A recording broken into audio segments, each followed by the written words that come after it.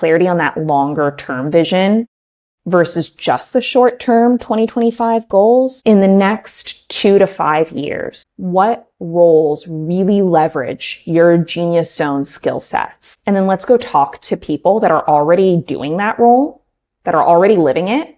Get the real from them because it's not your fantasy. Let's be honest, right? And understand you make your own decision about, I want that for myself. Is it worth it? And also, what did they do to get themselves there? What skill sets are most important in that role? And what can I be doing this year to develop those skill sets and be ready for it when the opportunity arises? Welcome back to this episode of Secrets of the Career Game. So many people are trying to navigate a corporate world that is laden with secrets, cleverly hidden, and unspoken rules to a game that most employees don't even know that they're playing. On this podcast, we try to give you a peek behind the curtains and some tips and tricks to ultimately make you successful in your career and help you progress a little bit faster. Welcome back, all of my lovelies, to today's fabulous episode. We are talking about how to set 2025 up for success by setting the best goals that you can. And we're going to be speaking with my good friend, Kristin, today. She is a business coach. She lives in Puerto Vallarta, Mexico, which, given that I have 4 inches of snow outside, super jealous right now. And she's hell-bent on creating ways for ambitious women to be both rich and rested, which I'm super jazzed about. She helps women in corporate as well as women in small businesses really clarify what they're the absolute best at and then redesign their career visions, their roles, and calendars to position them for it. She's obsessed with answering how do you earn more money while working less and resting more, which I personally feel like I could use some coaching on. So this is going to be a great chat. And she is here to ensure women leaders have more money, power, influence, and joy, because when we win, everybody wins. So welcome, Kristin. It's great to have you on the podcast. Thank you, Kendall. What a fabulous intro. I feel like such a queen teed up like that. Thank you so much. Been crowned. There you go. So why don't you tell listeners a little bit about your background and why they should be excited about today's episode? So my background was, I thought I was like destined to be a teacher. My grandma was a teacher, mom was a teacher, aunt was a teacher. Like I was bred to be a career teacher. And I mean, like I can remember being 3 years old and all the dolls were lined up, including like a Bart Simpson doll, because my mom was a boy mom and we only had Bart Simpson dolls in the house until my aunt intervened. They were always in school. And so I went and got my master's in education. I taught in some inner city schools, and then I went and got my master's in education in Boston. And I was miserable and I quit.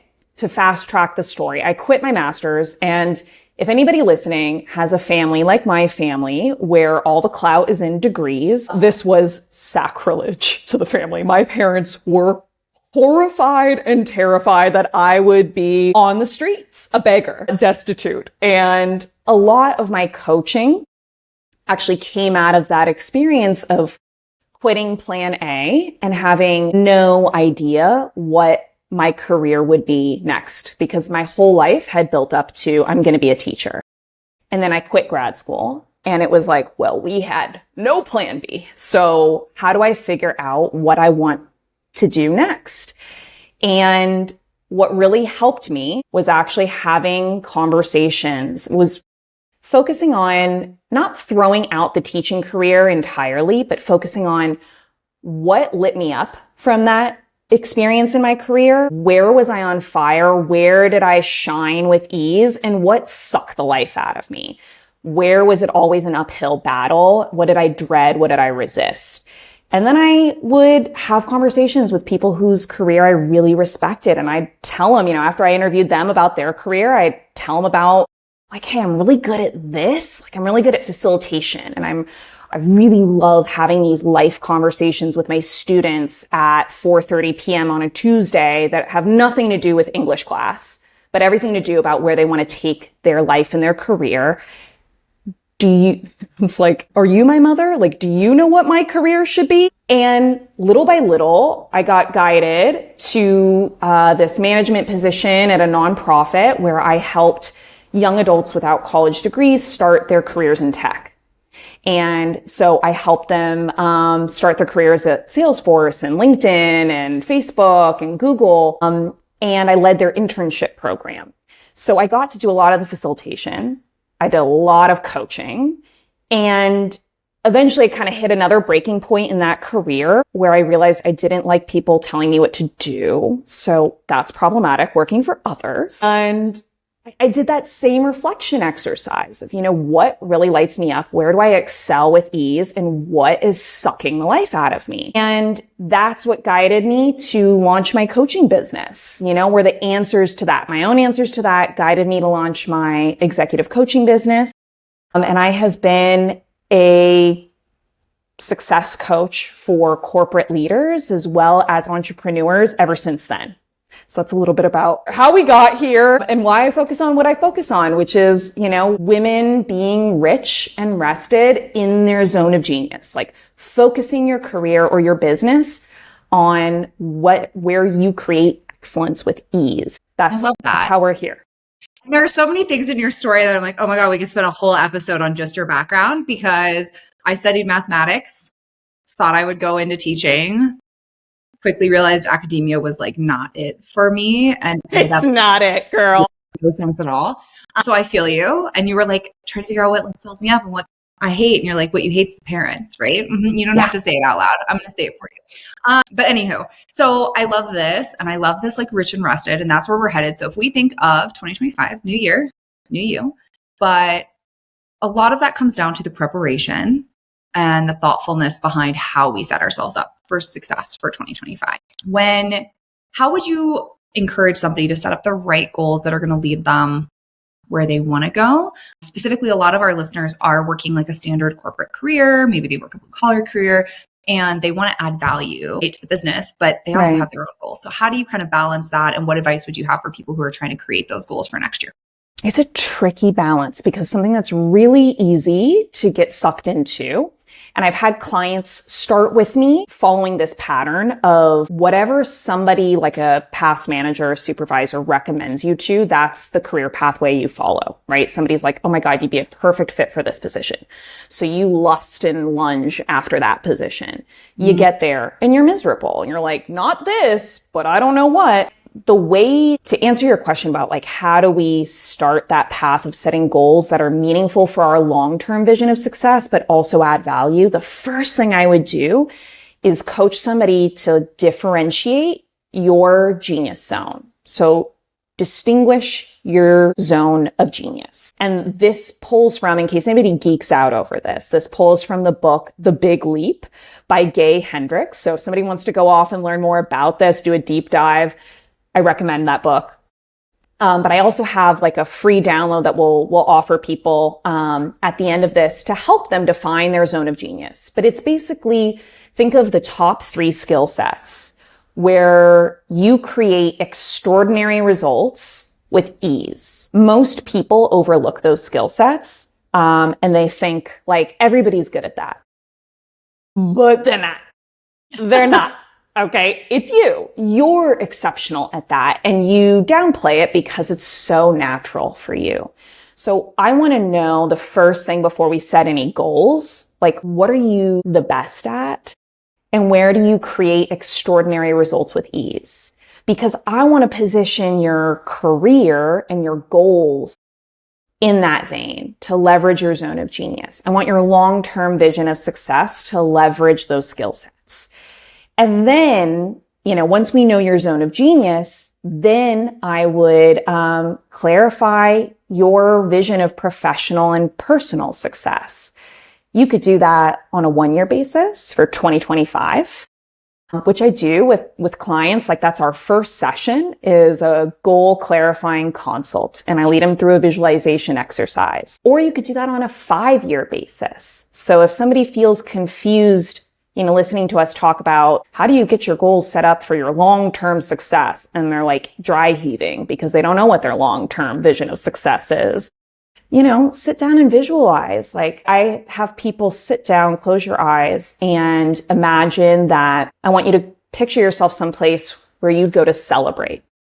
So let's imagine we're celebrating the most joyful, successful, growth-filled, dynamic year of your career and life. Where would you want to go celebrate that? You imagine yourself there. I want you to imagine the people, like the core people you would want to go and celebrate there with. And then think about like, what would you have created, changed, or experienced over this past year that would make that version of you a reality? And we go from there to start refining their vision of success. Like, what is really meaningful?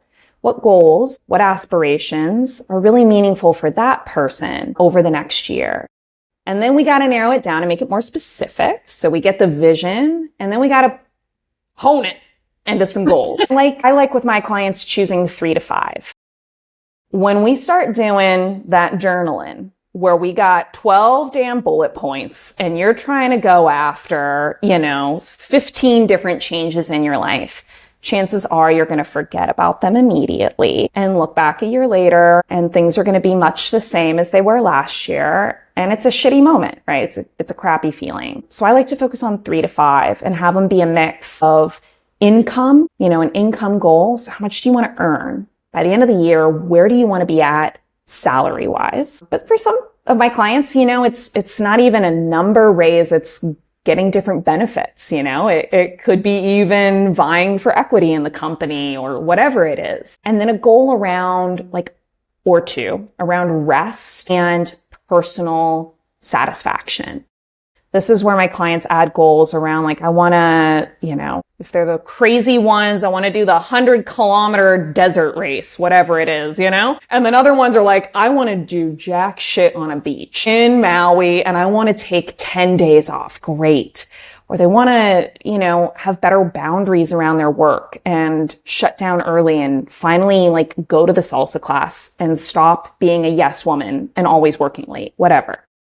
And then the other goals I would focus on are those game-changing projects. And this is what sets us up for both our long-term professional success and also adding value in our current role. So what are going to be those game-changing projects that are going to, establish you as a superstar and an expert on your team, but also are going to start building the experience and the skills necessary to get to that next career leap that you want to get to. And then we got to make it specific. But I don't need to get into all the logistics of how I make my clients get those goals specific and have metrics and things. But I'd say high level, that's the process. And then, finally making sure that you set yourself up with accountability. The most important thing is not just setting these goals. It's how are you regularly checking in to celebrate your progress towards them? Keep refocusing yourself. What are your priorities? So we stop saying yes to all the shiny objects around us and we stay focused on what matters most. So we stay focused on that and we keep gradually course correcting towards those most important 3 to 5 goals.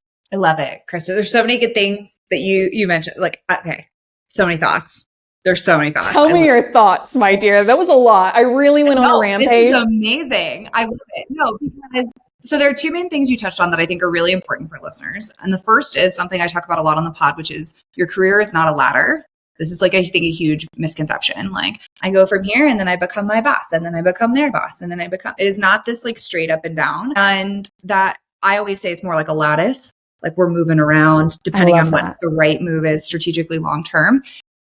But the second thing that you touched on that I think is really key is your career does not have to be about a title as much as it has to be about what you're passionate and uniquely good at. And I think that's uncomfortable for many people because we feel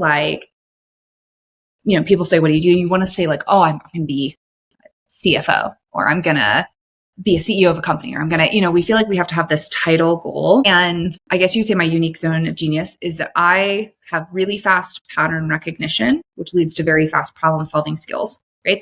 You can tell me something I've never heard of before in about 30 seconds. And I'm okay, so that would mean this. And the person's huh? Yeah. We'll get there in 25 minutes. And I'm oh, no. Okay. You can keep going. I'm sorry. You keep going.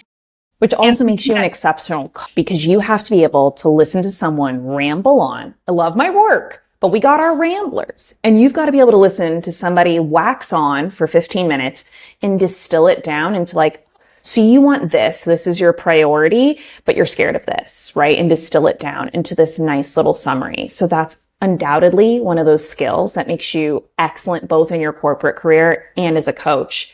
But the big thing here is that your zone of genius can be applied in a lot of different ways. Exactly. There's no title that's like pattern recognition expert. That's never going to be the title. I mean, maybe there is somewhere. Director of pattern recognition. Exactly.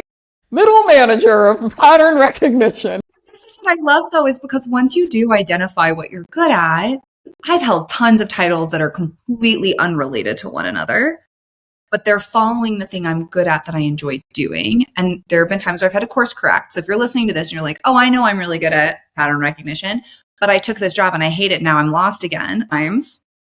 We think something's going to be a great fit for us and it's not. And that's okay to like take that step back and reassess and be like, okay, I'm going to refocus. I'm going to find something else that's a better fit. But I love that you touched on those things because I think a lot of the time we hear, especially if you come from I'm going to say like a career family, like your whole family was military, your whole family was a teacher, your whole family worked in corporate or was engineers or whatever. They think that breaking away, they like instill this fear in you of like, oh, I have to follow this like step-by-step guide because it worked for them. And that's what makes you good, right? And that's what makes you smart. And that's what makes you, valuable in a sense, right? Is if you follow that prescribed path. Yeah. And so I love that you're breaking away from that, but then still in like a very tactical way, like, great. So then let's come up with a vision. Let's come up with your 3 to 5 goals. Let's go crush said goals and be awesome. I was listening to an interview Matthew McConaughey did the other day where he said, don't we love a Matthew McConaughey moment? What a champion. I've never spent a ton of time listening to him. I listened to the podcast episode he did on Chris Willicks's podcast. And he said that when he decided to be an actor, he goes to tell his parents he's dropping out of school career family. He's dropping out. He's going to go to film school. His dad goes, okay, be the best. I don't care what you do. You just better be the best at it. And you better work as hard as you can at it. You better not give up and you better face all that rejection and keep going. And so there is something to be said for like, once you know what you're good at, just be the best at what you're good at. You don't have to be the best at everything. Just that exactly. Space. So I love it. I think, and then like being in conversation with others that are the best at their thing, right? That's something that really helped me for people listening that are struggling with that long-term vision. Something that helped me immensely was making a list of people that I recognized, in all my 23 years or 25 years of wisdom were the best at what they did. And I set up conversations with them. They can be in totally unrelated fields to what you want to do, but the best are connected and they're going to be connected to the other best. And as you get in conversations with people who embody excellence and who have really found their zone of genius and position themselves in it and don't worry about perfecting their imperfections, but instead honing their strengths and what they're the best at to make them indispensable, like you're going to figure out your version of that, hands down. Yes. And I love all of these. We could go down a whole rabbit hole here. I'm like, cause I agree. And that was one of my 2024 goals was to surround myself with people who were winning in their respective fields. Right. Yeah. So for me, in a complete aside, I compete in pageantry. So like who is winning in pageantry? Kendall. Like, the people you compete in pageantry? I know it doesn't even fit, but it's a thing and I love it. So there you go. You're gorgeous. I see that it fits and you're excellent at what you do. You're such a role model. It totally fits that you would compete in pageantry. I love that for you.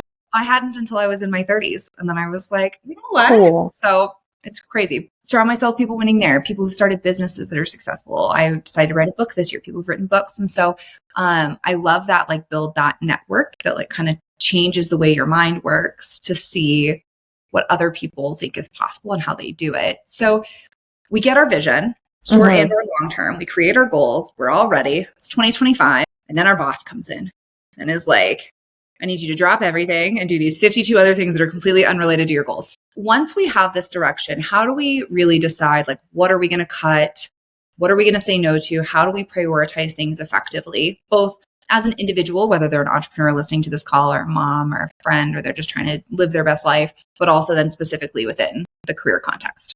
Right. Because isn't that the thing? The better you get at something, the more people want to pour all their crap onto you. And you're like drowning for dear life at that point. You're floundering. So this comes up with every single one of my clients.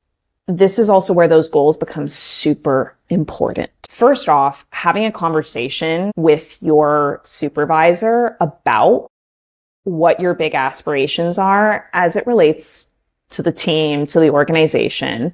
You don't need to share with them your beach vacation or 100-kilometer race, but share with them like your vision of your long-term vision of your career, the skills that you really want to develop over the next 1 to 2 years, and then the projects, these game-changing projects that you want to spearhead, take the initiative on, prove on, and the way things work on the team, whatever. Share that with them and let them know your initial thoughts about, in order to accomplish that, first off, get a check on, do they align with these? Do they see the value in these contributions? You're going to get a lot of good information, whether it's desired information and feedback or not. You're going to get a lot of really good feedback from that check with your manager. If they don't value those contributions, I'd listen to understand what would be more valuable, right? And if they do, fabulous. But then having a conversation about your understanding of what you need to prioritize in order to make those things happen. And given last year's track record, what would you need to deprioritize and how? And have a conversation with them about it, because I think where we run into trouble with our supervisors is just all of a sudden she puts on, the out of office message, the auto reply email responder being like, hello, I respond to emails now from the hours of 1 to 2 p.m. and I look forward to responding to you at my earliest convenience. And then everybody is like, well, fuck you, right? Quick communication is exceptionally important. Mm-hmm. But having a conversation about what do you see needing to prioritize and how you're going to prioritize those things in your schedule and in your calendar. And then what do you need to deprioritize? And what's your plan to deprioritize those tasks, those responsibilities? That doesn't necessarily mean that you just stop doing them, but maybe you're going to corral them better. It's something I call shallow work. Corralling the shallow work into these set blocks better so that they stop sucking all of the best brain power and time from you every single day, context switching between tasks all the time, which is the norm in our companies, right? Like Slack is always pinging off. Somebody is always asking you for something. You drop the thing that you're doing and you go and put out a fire for somebody else. But instead, prioritizing your most important work, your deep work. At the start of your day, you have a deep work block. Nobody gets to touch that. You're working on the repeat tasks or activities or whatever it is that are going to make these big goals a reality at the end of the day. And then how do we kind of limit the distractions with shallow work blocks? Or is there somebody you can delegate to? I mean, there's a lot of different strategies here, but I think it also, with experience with my actual clients, it also comes down to uncomfortable conversations, right? I think the reality that my clients have experienced is people don't like it when you push back, and people don't like it when you decline to do all of their, I have a not so nice phrase for it, but their work that they don't want to do. They're not going to take kindly to that change. And so I think having a coach in your corner to prepare for those difficult conversations with, hiring you, hiring me, to get ready to have your boundaries respectfully within the team and work with a supervisor to make sure that the work that nobody wants to do still gets done, but that you do get to focus on these game-changing projects for the team and your career at the same time. Yeah. So yes. Those of you who are not watching on video, there was a moment where I made absolutely face, because Kristin said, there's difficult conversations. I'm like, yeah, and that's why people don't do this. So a few things. One, your boss has no idea what you're doing. So I love that you brought up like have this alignment conversation because they probably don't know what you're doing today, let alone what you're going to plan on doing next year. So like getting everybody on the same page is so important. And what I generally, with exceptions, find is over time, that leader is going to have more respect for you because you know what's important to you, because you are having deprioritization conversations, because you're working on the most important work. Over time, they're going to have the most respect for you. Short term, it's painful. Short term, it's not always comfy. Depends a lot on the boss and their style. But over time, generally what I see is the better your boundaries are, the more respect you get from your peers. Yeah. Now, this is a quick aside. We talk about setting boundaries. This does not mean saying, no, that work seems stupid. I'm not going to do that. Do not take that away from this chat. It's not the takeaway. I'm so glad you said that. While I get a client who's like, I told my boss I wouldn't do that because it's stupid. I'm like, no. That is not what I said. That's not how we set or maintain boundaries. But I do love this, like, let's figure out what to prioritize, what to deprioritize. Are there delays in some, I love your term shallow work. Are there some delays in delivering shallow work to make space for some of these bigger things or decrease in frequency? All of those are trade-offs you can make. And I love kind of setting the conversation up that way. It's a trade-off, not a no. But the other thing I would say is you talked about proactive communication. Okay, here's a change that's coming. And I think people overlook this. Like, but it's a game changer, right? If you just tell people in advance you're going to do something, the response is going to be so much better. And this is also true. You mentioned delegation. It's also true of delegation. If I'm giving a report that I used to run to somebody on my team, that needs to be communicated before the report comes from that person. Absolutely. Otherwise, you're going to set them up for failure, that all this chatter is going to take place. So I love these. These are wonderful tips. And I can see how they would help you be successful and how they would help you long-term better align to your vision. You know, and I would also add here too, that if you do have that difficult manager where you are already rolling your eyes listening to this and anticipating like, it sounds nice for you, Kristin and Kendall, but it's not going to fly with Shirzad or whatever their name is, right? I've had a client go through that. And the big game changer for her, what allowed her to still maintain her boundaries and make a big career leap within her, she was in venture capital and she was stuck in this like data analysis portion of the structure. And she really wanted to become a partner. And her zone of genius happened to be in climate change and energy. So big difference between data analysis and that. And one of the big game changers for her was having an advocate within her company that was not her manager. So somebody who is going to give her these juicy opportunities and go to bat for her in the leadership conversations and not allow that difficult manager, associate partner to paint this negative picture of her to the leadership team. She had somebody in the room to vouch for her, clear the record, clear the air, and then also put her name in the hat, in the ring for these upcoming leadership opportunities that were aligned with her bigger career goals. And that makes a big difference when you've got the manager that y'all already know is not going to like this boundaries and goals and deprioritization, proactive conversations. Yes. And it's so important what you bring up because another popular misconception is like your boss makes the rules. And to an extent, the better your relationship with your boss, generally, the better your experience at your job and your progression is. It's true.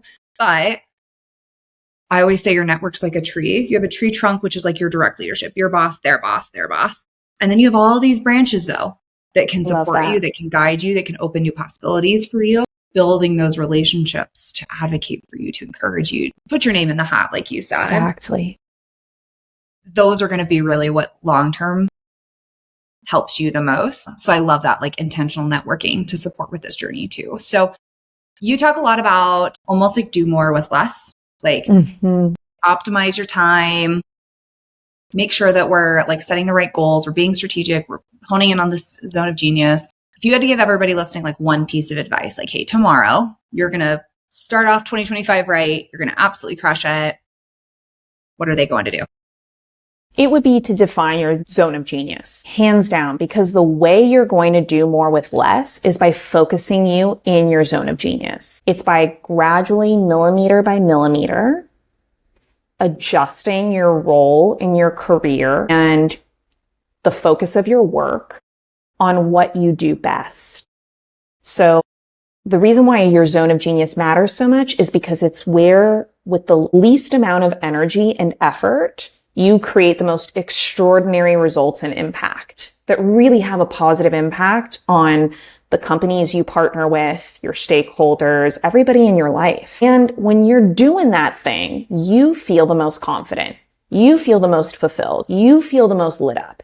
And guess what? That's sexy to everybody else. Now everybody wants you on their team and their project, right? And working for them. So the most important step in all of this is defining what your zone of genius is, what you are the best at. And again, you could go and listen to the whole audiobook of The Big Leap by Gay Hendricks. I also have a workbook that is just a couple pages long, asks you the 5 questions that I ask my clients to help them distinguish their zone of genius. So we'll leave the link to that, I'm sure, in the show notes somewhere. But that's what I would say is define your zone of genius and then clarify what roles position you in it. So again, clarity on that longer term vision versus just the short term 2025 goals in the next 2 to 5 years. What roles really leverage your genius zone skill sets? And then let's go talk to people that are already doing that role, that are already living it. Get the real from them because it's not your fantasy. Let's be honest, right? And understand you make your own decision about, I want that for myself. Is it worth it? And also, what did they do to get themselves there? What skill sets are most important in that role? And what can I be doing this year to develop those skill sets and be ready for it when the opportunity arises? Yes. So good. Kristin, this was so amazing. I love the whole chat. I love the direction for listeners. This is amazing. So where can people go if they want to learn more about you, if they're interested in coaching with you? Where should we send them? We can send them, they can come to Puerto Vallarta, and I would love to go for a walk with them on the Malecon in Mexico. But if you are, in the United States, I work with all of my clients remotely anyways. So my Instagram is Kristin Brabant Coaching. Funny name spelling, so go ahead and check the show notes for that, but Kristin Brabant Coaching. And my website is kristinbrabant.com. All the goods are there. I think that's the best way to get in touch with me and check out my work, check out my case studies, see if it resonates with you. Awesome. Well, Kristin, thank you so much for coming on today's podcast episode. If you are listening to this and you loved it, leave us 5 stars. If you've got questions for Kristin or for myself, please make sure you leave them below. Otherwise, Kristin, it was fabulous. Thank you so much. You're the best, Kendall. I had such a great time. I can tell that we were cut from the same cloth, and it was such a great conversation with you. Thank you.